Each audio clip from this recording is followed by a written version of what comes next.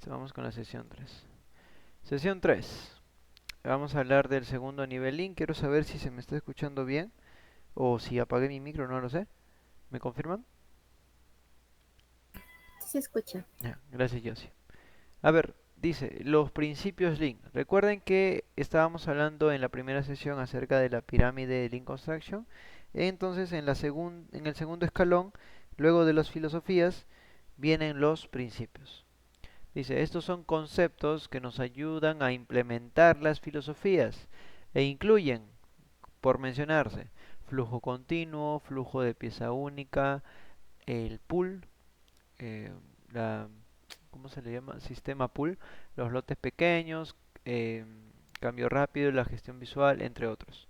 Conocemos muchos principios y muchos otros que surgen con el tiempo, pero hablaremos brevemente sobre los principios más conocidos o que más suenan, ¿ya?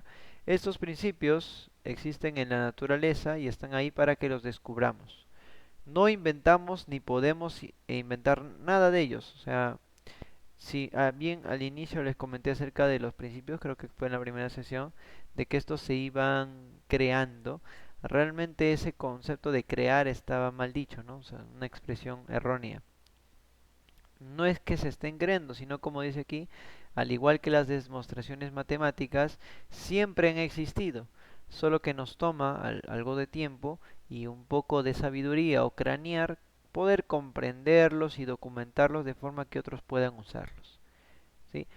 Es como decirlo un ejemplo, una analogía. ¿Se recuerdan el tema de la gravedad? Creo que con Isaac Newton, o no recuerdo bien, que le cae una manzana en la cabeza. ¿Sí? Y con todo eso solamente era cuestión de que pueda comprender este estudioso, pueda comprender cómo funcionaba, darle un nombre, documentar cómo funciona y al final, al día de hoy lo conocemos como la aceleración de la gravedad. Y así muchas cosas, ¿no?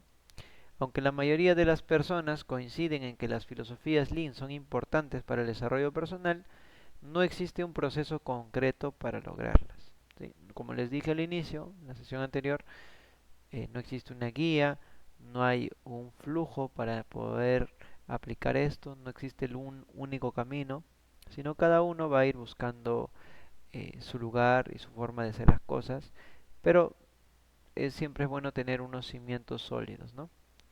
Mediante principios, métodos y herramientas, que se comentó en la sesión anterior, o perdón, en la sesión uno en la introducción, podemos hacer realidad estas filosofías, nos dice.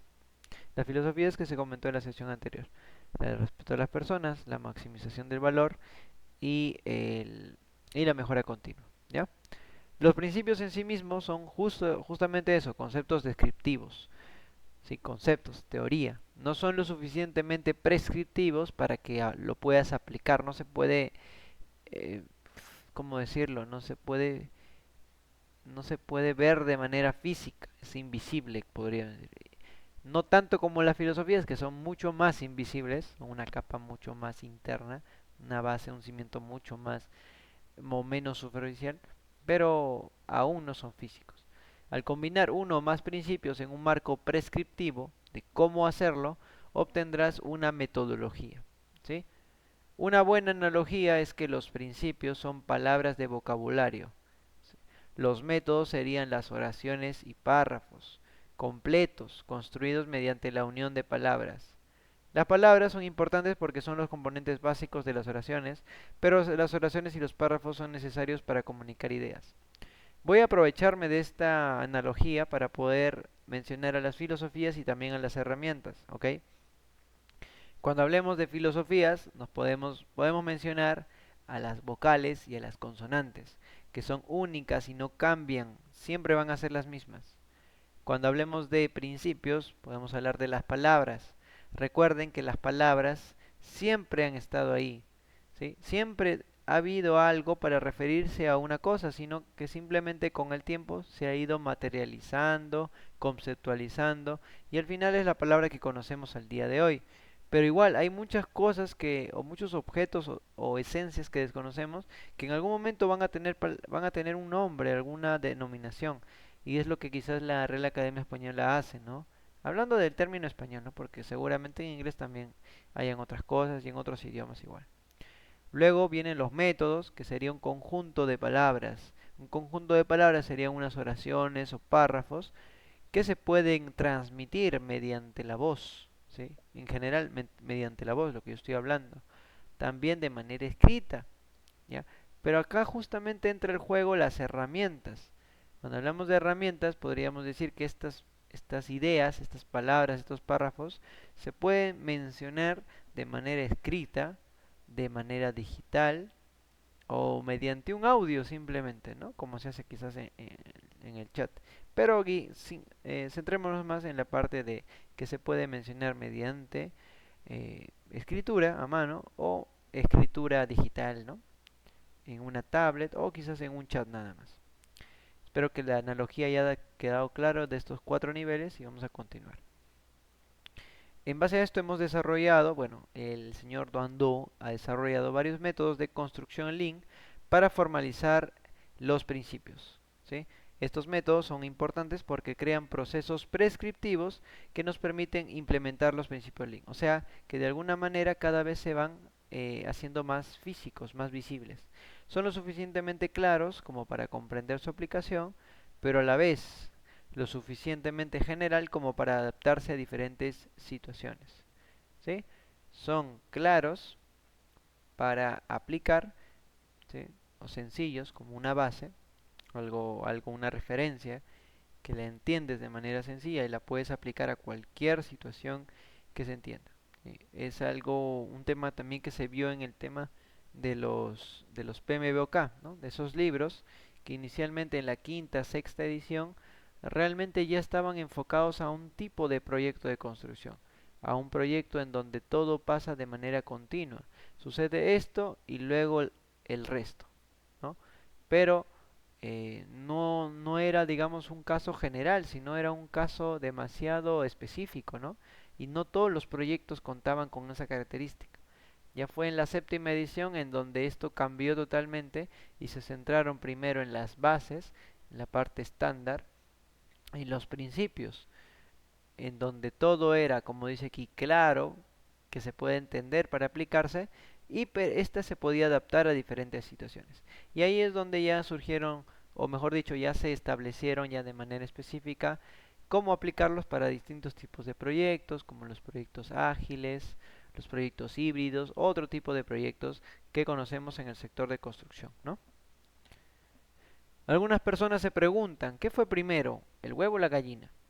¿Qué fue primero, los principios o los métodos? ¿Sí? Porque de acuerdo a todo lo que hemos dicho, seguramente se entiende que primero son los principios, ¿no? Y luego los métodos. Pero realmente no es así. Esto va a depender, ¿ya? A veces se pueden usar los principios para identificar deficiencias en las prácticas actuales y se utilizan para crear métodos. Entonces aquí tienen más poder solamente netamente los principios. Pero en otras veces también se crean métodos que simplemente funcionan como tal, como métodos, y funcionan de una manera muy eficaz. Estos se van a desglosar y se intenta descubrir qué principios los sustentan. Entonces estos dos van de la mano realmente, ¿sí? Uno no puede ser sin el otro. A veces se comenzará con los principios, a veces con los métodos, pero al final habrá una sinergia en estos dos. Ambos métodos son aceptables y como puede ver al comprender la filosofía y los principios, se puede mejorar los métodos que se utilizan actualmente o incluso crear nuevos. Los métodos sí, eso sí, los métodos sí se crean, porque los métodos, aunque no lo creas, aunque se empiece por el método, se empiece por el principio, al final tu método siempre se va a tener que sustentar o apoyar en los principios. ¿Bien? Pero no necesariamente tienes que primero saber, quieres hacer un método, uy, ¿qué principio voy a usar? Y agarrar y como hacer un plato de comida, ¿no? No es como que quieras hacer arroz con pollo y compras el arroz, las verduras, el pollo y haces tu comida, ¿no? No siempre va a ser así.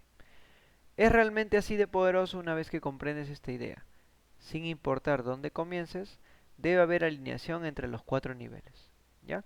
Ahora ya no hablemos de principios ni métodos, ni cuál fue el primero ni el último, sino al final que cuando comprendas los cuatro, que normalmente funciona así, al principiante se le va a enseñar las herramientas, ¿sí? O mejor dicho, al nivel principal, claro, las herramientas. Al nivel intermedio se le va a enseñar los métodos. Al nivel avanzado se le va a enseñar los principios. Pero solamente aquel sabio, filósofo, expertise, maestro, se le va a enseñar realmente las filosofías. Porque son las personas más avanzadas las que realmente quieren llegar a la raíz, a al origen de todo. Y esas personas son las que al final terminan por entender qué son las filosofías, ¿sí? Aunque realmente debería ser al revés, ¿no? Pero actualmente sucede así. Cuando detectes una desalineación o algo que falta, es una oportunidad para replantear tu enfoque, ¿sí? A veces el camino que uno sigue, por más que uno quiera o considere que es el correcto, muchas veces no te va a llevar a nada bueno o no va a ser la mejor opción. Entonces, en algún momento va a depender de ti si decides continuar o dejarlo y comenzar de nuevo. Y quizás sea una buena decisión o quizás no, ¿no? Y para eso estamos, para cometer errores. Dicho ya todo eso, una pequeña introducción, ya vamos a comentar acerca de los principios que tenemos. Alguno que otro ya lo habré comentado porque recuerden que todo se relaciona